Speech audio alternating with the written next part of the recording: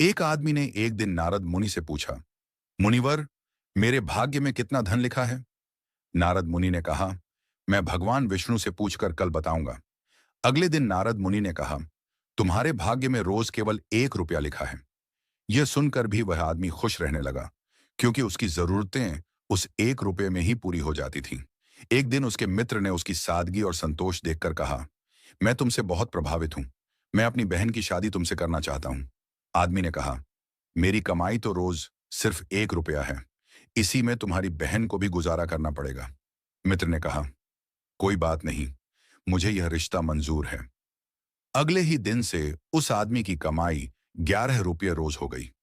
वह हैरान होकर नारद मुनि के पास गया और बोला, मुनिवर, मेरे भाग्य में तो 1 रुपया लिखा था, फिर मुझे 11 रुपये क्यों मिलने लगे? नारद मुनि मुस्कुराकर बोले, क्या तुम्हारी किसी से सगाई हुई है? आदमी ने कहा, हाँ। नारद मुनि बोले, ये 10 रुपये तुम्हारी होने वाली पत्नी के भाग्य के हैं, जो तुम्हें मिल रहे हैं।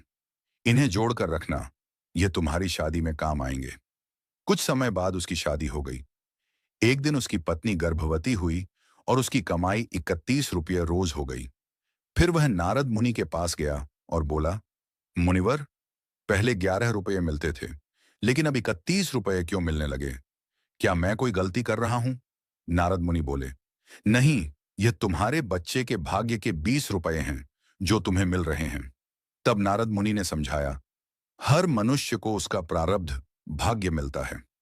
घर में धन दौलत किसके भाग्य से आ रही है, यह किसी को पता नहीं होता। लेकिन मनुष्य अहंकार कर बैठता है कि मैंने कमाया, मैंने बनाया। असल में हम नहीं जानते कि हम किसके भाग्य का खा रहे हैं, इसलिए अपनी उपलब्धि